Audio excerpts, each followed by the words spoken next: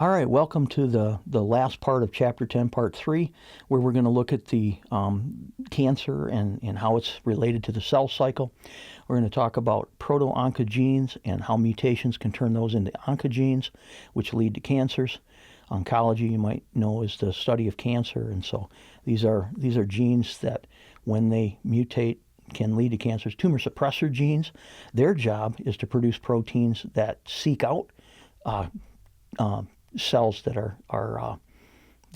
have become cancerous and kill them before they can multiply into too big of an amount. And then we'll talk a little bit about cancer treatment and certain lifestyle choices that can lead to cancers or can help protect you from cancers. Think back on the cell cycle and its checkpoints. And when things are working normally, mitosis is going to produce two genetically identical daughter cells that you need for growth, for replacement of damaged and lost cells, or if you're a single-celled organism, just how you're going to reproduce. Under abnormal conditions, though, in a multicellular organism, this can lead to cancer. Cancer's really a problem of developed nations. I mean, if this is a table from 2020. Put out by the CDC, Center for Disease Control. This is deaths per 100,000 of our population. And you can see that, as you age, your chances of developing a cancer increase. And this is just people who died from cancer. This doesn't include the people who have cancer and are living with it. If I'm greater than 85, I may not opt to treat a cancer. I might be dying of something else anyway. So, whether we treat a cancer, whether we don't, but the chances are, if you live long enough, you're probably going to experience cancer. Cancer is a kind of a blanket term that really covers many different diseases. But the one thing all these diseases have in common is there's uncontrolled cell growth. Where the disease occurs is going to lead to a variety of symptoms and tissue damage or loss of function that's going to manifest differently. For example, lung cancer versus prostate cancer versus pancreatic cancer versus ovarian cancer. These they don't all affect all of us equally. But so we just have this blanket term, cancer. Cancers are named, though, by the tissue they originate in. You've probably heard of carcinoma, sarcoma, leukemia, or lymphoma. But the truth is, carcinomas have to do with epithelial tissue, which are your coverings, your skin, and then your inner lining, your colon, the rectum, the urethra. Any of those things are layers, the outer or inner layer. Sarcomas target supportive or connective tissue, right? So when you start to get when you get a tumor developing in a muscle or on the outer heart part of a bone, not the bone marrow, but the outer part, those would be sarcomas. Leukemias, lymphomas, blood-forming tissues. So this is targeting specifically the bone marrow and the lymphatic system. Before, we talked about the positive regulators and the negative regulators and their role in either promoting or stopping advancement in the cell cycle. We're going to take it a little further now. Cyclins and cyclin-dependent kinases are probably the ones you hear the most of, but there are other cellular proteins too that stimulate growth that are produced by cells in response to environmental factors. These molecules tend to be coded for by pieces of DNA called a proto-oncogene, because if they become mutated, then they can become an oncogene that stimulates the development of a cancer. Negative regulators are designed to stop the cell cycle. These are coded for by tumor suppressor genes. These proteins are looking for cells that are replicating out of control, and they try to kill them before they can become so numerous that they cause a problem. Okay. Now, inheritance, your genetics, your genes can play a role in cancer development. We all know friends and family that for whatever reason, certain families are prone to developing certain types of cancer at earlier ages. Things like colon cancer seems to run in the families. Breast cancer seems to have a genetic inheritance mode. But the environment can also cause cancers. We know there are chemicals in the environment that you got to be careful you don't ingest, or that can stimulate cancer. And probably the biggest one is cigarette smoke and the development in its relationship to lung cancer. At any rate, it's going to start with a gene mutation that develops into a faulty protein that changes the cell cycle. If it's a proto-oncogene and it's normal, then we're going to have normal cell division, and cells are only going to divide when we want them to divide. But if we mutate a proto-oncogene into an oncogene, now the cell gets locked into mitosis, and it just doesn't come out of mitosis. It's just continuing to divide and divide and divide, and using up nutrients and crowding out other cells until it becomes a problem. Tumor suppressor genes, normally, their job is to take out cells that have lost control of the cell cycle. So when these proteins recognize that a cell is reproducing out of control, they release chemicals that cause the cell to apoptose before it can become too numerous. When they've been mutated, they can't block that cancer development, and it leads to the development of tumors. There are a lot of tumors that you can develop that are never going to be an issue. And those are benign tumors. Benign tumors, it's a mass of the thing about a tumor is these are your own cells, but they're growing in a manner where they don't differentiate. When cells differentiate, that's when they take on a mature role and they do something for the organism. Undifferentiated cells are just using up nutrients and taking up space, and they're not providing any kind of a function. Okay. Now, if you're fortunate and it's a benign tumor, then it's going to be enclosed in membrane and it's not going to move. It's going to stay in that place, and oftentimes people will live with benign tumors their entire life, and it never becomes an issue. But some tumors become malignant, and what happens in malignancy is that the tumor is not encased. Cells can break free and can travel either through the blood vessels of the circulatory system or through the lymph vessels of the lymphatic system. And these cells can travel to distant sites where they can move out of the vessels and establish new tumors. And this process is called metastasis. And cells are said to metastasize. And this is what differentiates, if you've ever heard the stages of cancer, stage 1, stage 2, stage 3, stage 4.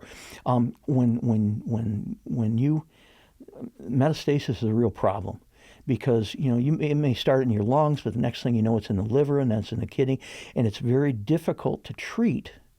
It's very difficult to treat a cancer when it's metastasized, because now it's not in a single location where it's easy to target. It's a long ways, maybe a long ways away, and maybe in a lot of different places. One of the best studied proto-oncogenes is cyclin D. Remember, cyclins regulate the cell cycle. What they do is they bind to molecules called cyclin-dependent kinases. Kinases are proteins that add a phosphate.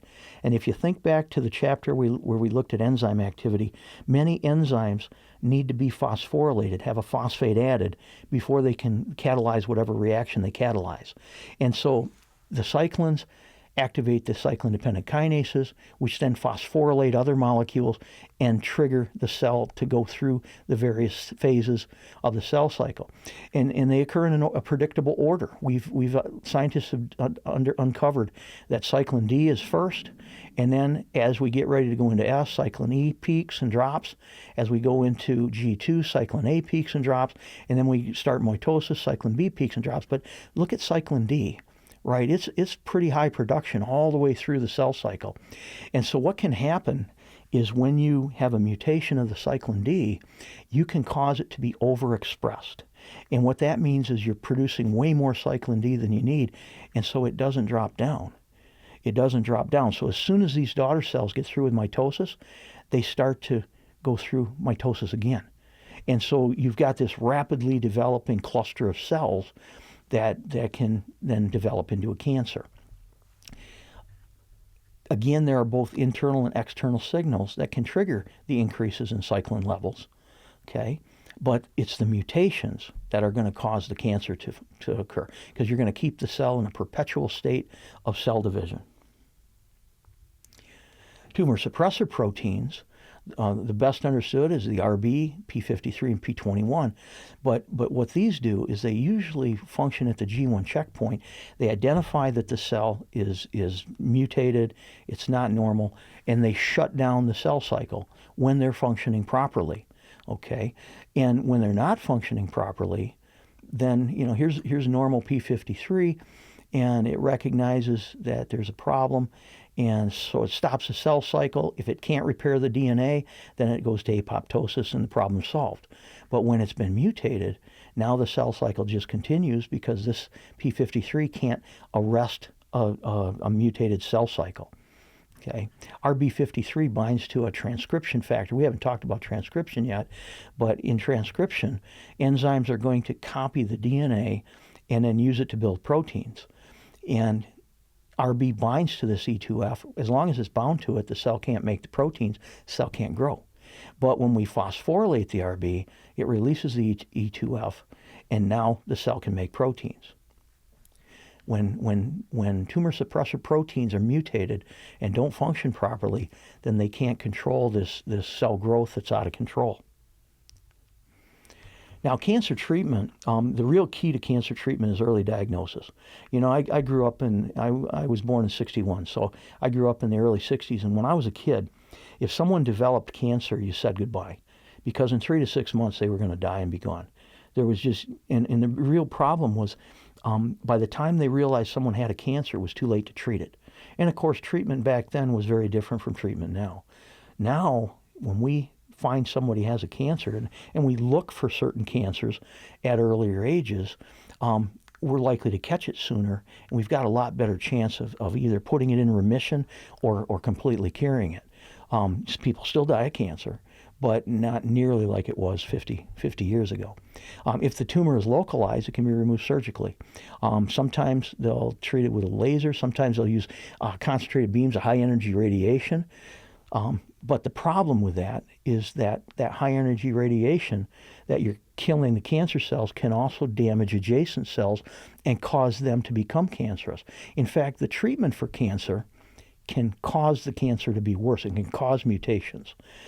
Typically, you don't develop a cancer when you have one mutation. It's multiple mutations that are occurring in that cluster of cells that lead to a really aggressive cancer. And the truth is, how we treat cancers is changing. There are really 3 types of cancer. There's some cancers that are so aggressive that it doesn't matter what you do, you're going to die, and it's going to be fairly soon. And so we probably shouldn't treat them, because now you're going to be miserable. The treatment is horrible. People, when my grandmother had cancer, the second time, she wanted to die. She didn't like the treatment so bad that she just wanted to die. She didn't. She lived quite a while after that. But at the time of the treatment, she'd had it. Other cancers are never going to be life-threatening. And we probably shouldn't treat them, because the treatment might cause them to be life-threatening. And then there's the ones in the middle that are not too aggressive, but aggressive enough that we got to treat them. Those are the cancers we need to treat. The trick is, how do you identify which type of cancer it is? And what if you make a mistake? What if you think it's never going to be aggressive, and then all of a sudden it is? Or you think it's going to be so aggressive it's going to kill you right away, and then it doesn't. But if we would have treated it, so the truth is, in America, because we're a litigious society and everybody runs to a lawyer to sue, doctors tend to err on the side of caution and just treat all cancers. But there are probably situations where their cancer has gotten worse because of the treatment. We do have newer treatments that have fewer side effects. Chemotherapy, whether it's radiation or some other chemical, is typically reserved for those metastatic tumors that are likely to spread. And again, this is a tough question. Should all cancers be treated? I think we're going to see a lot of change. It's interesting, because every now and then on social media you'll see somebody make the claim that we already have a cure for cancer, and they're just keeping it back because they don't want you not to spend money on therapy or or treatments. And that's just not true. In the last 10 years, I've taken 50 plus hours of graduate courses beyond my master's at Central, and every class I've taken that was chemistry or biology related had a cancer component to it, where we examined what was known. There is so much new information. There's so much time and energy spent on this that if someone were to find a cure for cancer, you couldn't keep it secret, because they would want to publish, because they would be set for life in their research lab. They get all kinds of money invested in their lab. They're not going to keep that quiet. The problem with cancer is there's just so many variations on the types of cancers. There is no one universal thing that's going to cure every cancer. Something that works well on skin cancer might not work on lung cancer or any another type of cancer. And so, the treatment's getting better. We're learning more all the time. The real key is early diagnosis and prevention. There are a lot of things that you can do to reduce your risk of cancer. Right? You can reduce your dietary animal fat and avoid obesity. These four kind of go all together, don't they? Reduce dietary animal fat, avoid obesity, eat lots of fruits and vegetables, get regular vigorous exercise, not rigorous vigorous exercise, but I like that. Tobacco or other chemical components, you need to avoid. Certain careers put you at a greater risk. We talk about people who work in mines underground, breathing in dust, situations where you're ingesting. Like I grew up painting on my dad's crew, and there were a lot of times when we weren't wearing respirators correctly, and you'd inhale way too many of those fumes. UV radiation from sunlight and from tanning beds. We know there's a strong correlation with skin cancer, melanomas. You don't usually think about it, but I had a housemate when I was a undergrad at Central who died from skin cancer. The melanoma metastasized, spread to other organs, and it ended up killing her when she was in her early 20s. Okay? And then we know there are certain viruses that are associated with cancer. Human papillomavirus and cervical cancer is probably the best example. And of course, there's a lot of controversy about the vaccine for that, but we'll probably cover that in a different chapter. All right, so compare and discussion question. Compare and contrast the role of an oncogene and tumor suppressor gene in cancer. And this one's going to take a little bit of time, so you probably ought to pause the video while you think about it.